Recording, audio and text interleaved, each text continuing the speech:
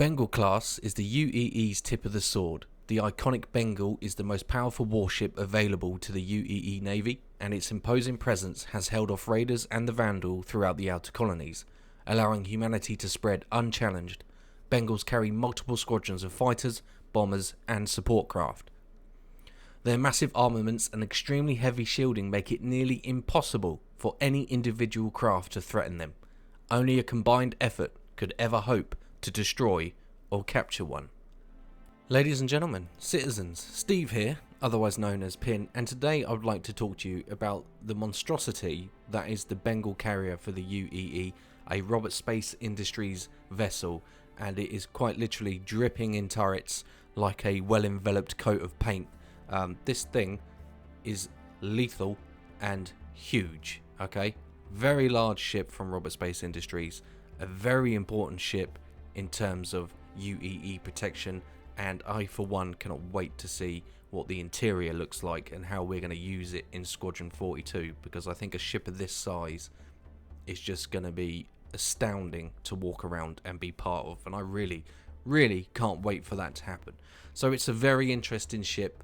It's still in active development, so with that in mind, I've been sort of trying to research what components it may or might not have, and the fact of the matter is there's multiple sources all saying different things, so we're not going to go through that because it is more than likely that the components shown are in fact just placeholders, because it's still in active development. Almost certainly something's going to change, so we won't go into all of that.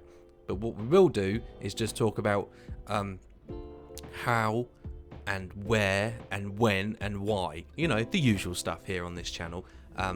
What I'm particularly looking forward to, because I do think in the future we are going to have Derelict Bengals, but we'll come on to that momentarily. So the Bengal Carrier, then let's start digging into some of the cool stuff about this ship. So we know it's got a big crew, and it needs to. We also know that it has a large hangar, and when I say a large hangar, I mean an Idris will sit in it. You can't fly it in or out, but an Idris will fit in the hangar. That's huge. The turret that is strapped to the bottom of this vessel is also about the same size or a little bit smaller than an Idris. So that's a lot of firepower and a lot of internal space. In terms of fighter craft that we can bring along, with a hangar that size, the possibilities are going to be endless with this ship. You know, retaliator bombers, gladiators, gladius, loads of gladius. In fact, the plural of gladius is gladii, so we'll go with that. So loads of those. Arrow, the combination of ship is pretty much unlimited. I mean, the Idris by no means is a small ship. We know that, but I just found that fascinating because also, I believe the internal hangar is the same size or 3 times the size of a Battlefield 4 map. That's ridiculous. That is ridiculous. And I honestly cannot wait to get into this ship and explore it and get that immersion factor going, because I just think it's going to be an awe-inspiring experience. So the quicker Squadron 42's out, the better. Now let's talk about some of the things that they have said we could possibly do in the future with Bengals. Okay, so there are 5 different ships of this class. Okay, there's the Barbary, the Indomitable, the Krugeri, the Leviathan, and the Paul Steed. So there's 5 vessels of this class in the verse, which is interesting. Now they have said that players will be able to find Derelict Bengal Carriers, okay, which is really cool, because what if you could find a Bengal Carrier that was derelict and broken or battle damaged, or the crew have abandoned it, or for whatever reason you're able to repair that Bengal.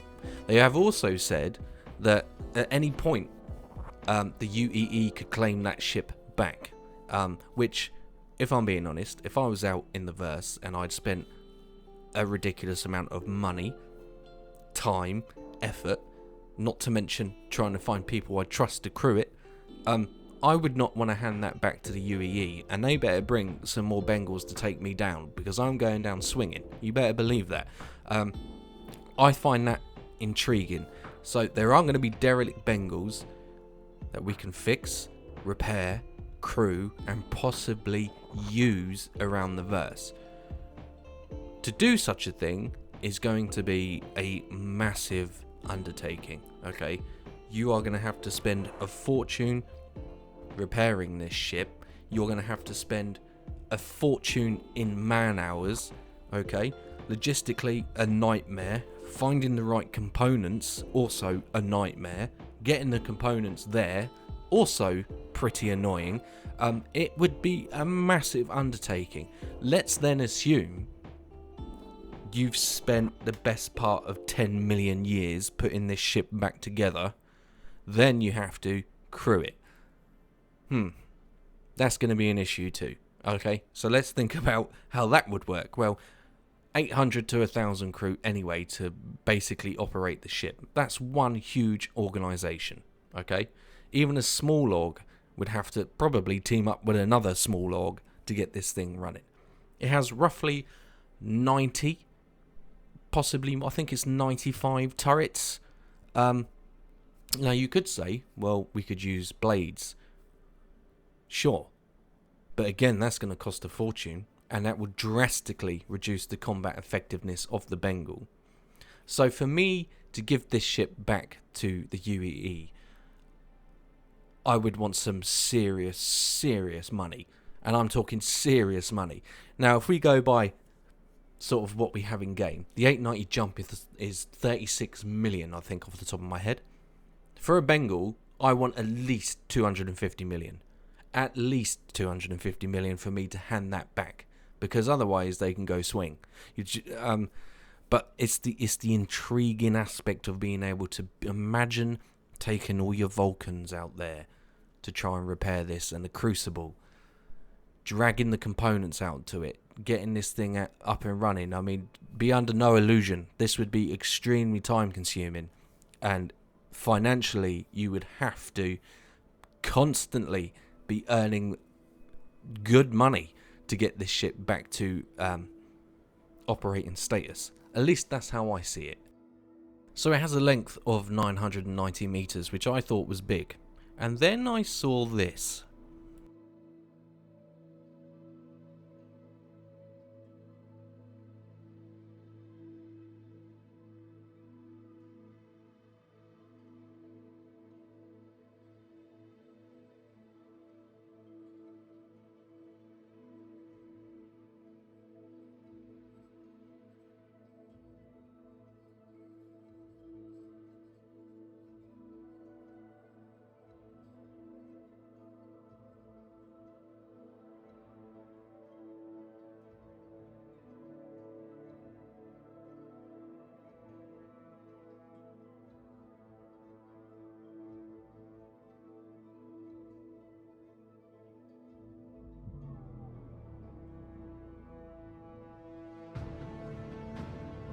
So the Bengal Carrier is a big ship, and I knew that the Vandals had some bigger ships, and I was thrown back by just how much bigger those Vandal ships are, and I really can't wait to fight them in Squadron 42. Now, as you can see, we have the Bengal in flight here, being escorted by an Idris and some fightercraft. It also has some hammerheads. As we approach the Bengal, you can see that we are approaching it from the bottom, where you will find that turret, which is practically the same size as the Idris itself. That is a bearing turret with 4 130mm ship buster railguns. It is also equipped with 18 ASD ship-to-ship turrets with dual ion cannons, 40 Max OX anti-air turrets with dual heavy-duty laser cannons, 16 K&W rolling space frame with 21 missiles each, and 4 times Talon sweeper mine dispensers aft. And those mines are equipped with HE, EMP, web, nuclear, and antimatter. So to say that this thing packs a punch is an understatement. It is by all means a behemoth of the UEE fleet, and honestly, I think devastating. But firepower is just ridiculous. So looking at the design of this ship then, you can see it is large, and we have very large engines at the back. Obviously it's going to need that. The range of this ship is 200 years plus, so don't expect to, much like a nuclear submarine, don't expect to run out of fuel anytime soon. Can you imagine capturing one of these or rebuilding it in a large organisation and having an Idris and Hammerhead or a Kraken escorting you throughout the verse? Because this is an epic sight to behold. It really is. Now, we are on the underside of the vessel, and as you can see, there are turrets all over this thing. It is dripping in turrets and firepower, and it is something that I would not want to try and attack by myself. How would we board one of these? Just how would we even get close is going to be a tricky achievement in itself, I would have thought. Not only do you have to deal with the ship itself to try and board it, you would have to also take on the escorts. And as you can see here, we have, I think, 2 Hammerheads, an Idris, numerous Hornets and Gladius defending it. Almost certainly a boarding action would be a difficult task, but my god, would it be worth it. And imagine the fun it would be to try and take down a Bengal. I do like the sort of Hammerhead look it's got at the front, that very sleek. We have the bay doors there with the carrier bay doors open, and you are able to launch the various vessels that you have inside the ship. Very cool, very potent, very deadly. 2 docking ports there, I've noticed, for anyone that wishes to board it. But yeah, what a machine. This really is an epic ship. As I've said, multiple engines. I mean, logistically, keeping this ship running would take a lot of organisation. Can you imagine being in it? I mean, how many engineers would this ship need to operate? Hundreds. Let's say out of a crew of 1,000 on a rotation shift pattern, you're going to need 200. At least 200 engineers. Because let's not forget about all the onboard ships that you have. Your fighters, your bombers, your logistic ships. Anything and everything breaks, right? So a minimum of 200, or I'd even say 250. And then you'd have like a chief engineer who's going to be responsible for running all of the repairs and maintenance and delegating work and shift patterns, etc. So a ship of this size really is going to be a huge undertaking. And as you can see, there is a landing sort of deck on top underneath the bridge. It's a double bridge stack system with various antennae and things above it, which obviously are going to be very important for communicating with other vessels. So I just can't wait to get in one for Squadron 42, to be honest. Now, I'm not sure, I haven't seen any footage, but if you look at the rear of the ship, there's like another door here. So I'm wondering if it's similar to how the Idris operates in terms of landing and taking off aircraft within the ship. So with the Idris, you take off via the front, the hangar bay doors open, and your attack craft will deploy via the front. On approach and landing, you would enter the Idris via the rear, and I think it's probably the same system, a one-way system for the Bengal. That's pure speculation. That would be my educated guess. That's how it works with the Idris. I think it's a good system that avoids you tripping over all the various other ships leaving, arriving at the same time. Because don't forget, this ship is going to be just a huge traffic point, much like modern carriers today. There's going to be a lot of incoming and outgoing traffic, not to mention circling escorts, so that's a lot to consider as well. This is all based on speculation that you've got your hands on one. In terms of when we get one in the PU, I'm not sure what its role will be. You know, are they just going to be out there patrolling, securing areas that we haven't been to yet? For example, if I end up in my Odyssey or I'm in my Carrack and I'm in the middle of nowhere, am I going to bump into one of these? We know there's 5 of them, and we also know we're getting a lot of systems. They say 120. We'll see. We'll see how many systems we get. What is the role of this ship? Is it going to be in the forefront, exploring places, securing things, regions that I don't know?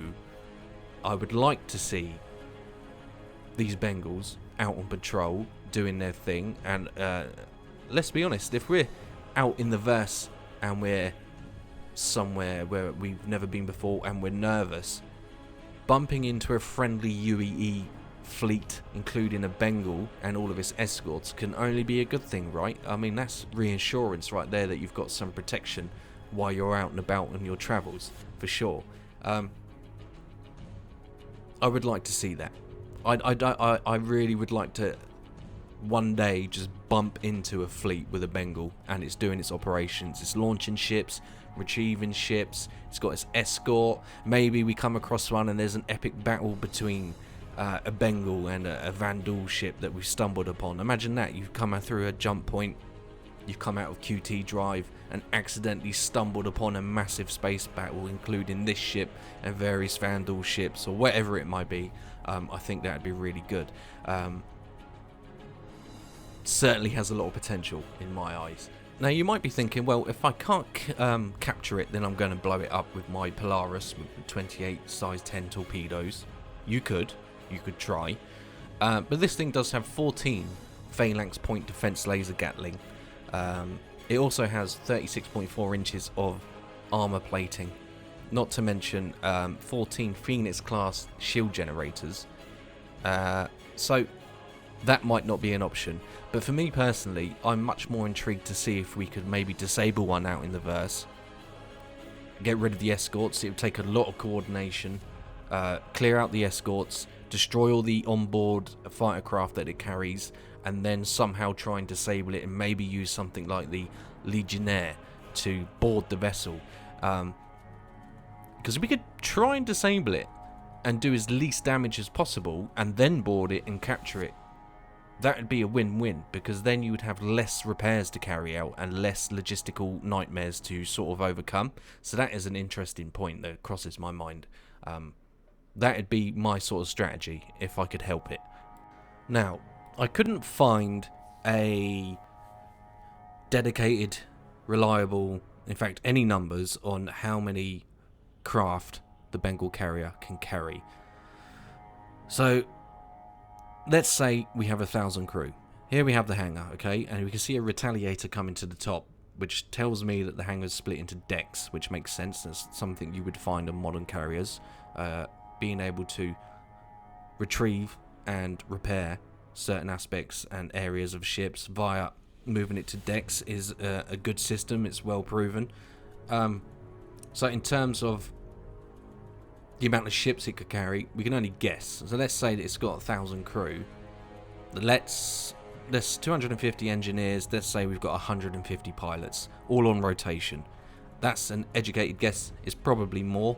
150, maybe 200 pilots would sort of make sense to me. I would also think with the hangar, as cool as it does look, it would be similar to the Idris. So if you're familiar with the Idris hangar, either end of it there is a flight control center you can just see here, and the other end is sort of like a bridge overlooking the hangar, where someone would have to be stationed all the time to orchestrate all of this, right? This is no small undertaking. Definitely split into 2 decks. It looks amazing in here. I really can't wait to get into Squadron 42 and just explore and get the vibe that I am an elite space pilot, which I'm sure you all know that I am. So I think at least 200 pilots, surely.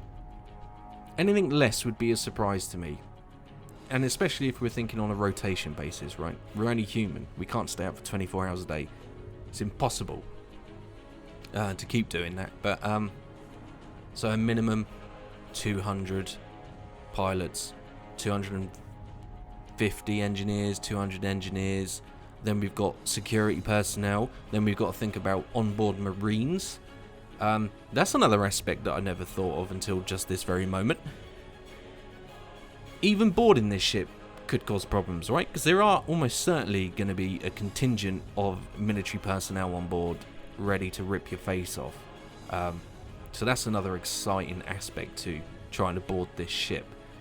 In terms of manpower itself, let's say there's at least 100 Marines on board as well, minimum. But what about this ship going on dropship operations? It almost certainly won't be able to land planetside. Okay, it's just too big. But that doesn't mean that this ship couldn't carry numerous dropships and attack various planets, particular targets on a planet, right? Especially with an Idris deploying its fighters as well. And let's say we've got a contingent of 150 Marines. We could have numerous dropships on board, and this Bengal would be able to conduct military operations on the ground. I'm almost certain a M2 Hercules would fit in this hangar with ease, probably a few of them in fact. They could easily escort Nova tanks down to surface, with the Idris and Hammerheads using those as sort of cover, a lot of ground operations. That would be something I'd really like to see. Imagine seeing a Bengal Carrier come out of a QT jump in front of your very eyes with all of its escorts, make its way to a planet and begin a ground operation. So there is almost certainly tons of theories and situations that I would like to see this great ship make an appearance in. I think it will add to an awe-inspiring experience. We will see how detailed it will be when we get to play it in Squadron 42. I have absolutely no doubt that the sense of scale will be amazing. I think the sense of scale in this game is really what grabs people. It certainly did for me when I first started playing. I bought the Aurora MR. I love that ship. I love it. I still love that ship. And I then remember seeing the Carrack for the first time. I was like, wow, it's massive. Can you imagine being in this for the first time? It really is truly going to be a worthwhile experience. And I think it will be one of the best games ever made, Squadron 42. I said it.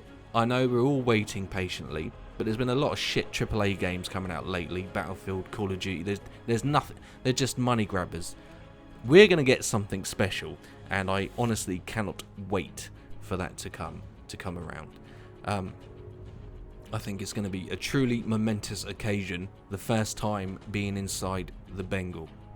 Now, courtesy of this buffoon, who thinks that Bengals like to be EMP'd, we're going to get a live demonstration now of its firepower.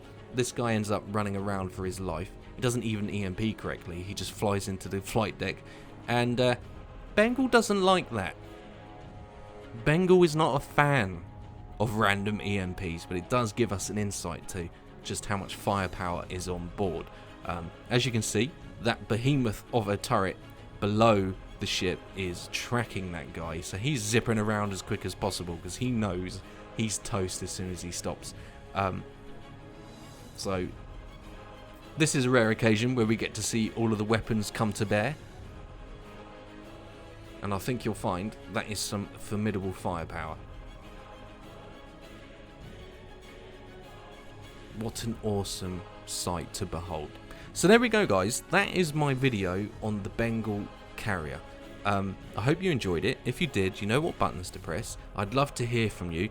Tell me your thoughts, theories. I'm interested to know. Leave it down in the comments. Feel free to join my Discord. Link in the description. Other than that, guys, that's pretty much going to wrap up this video. I'm going to leave you with the just beast of this ship and get a good look at all of its turrets in action, because I think it's something you don't get to see too often. And we should really soak it in and just enjoy the chaos that a Bengal can offer.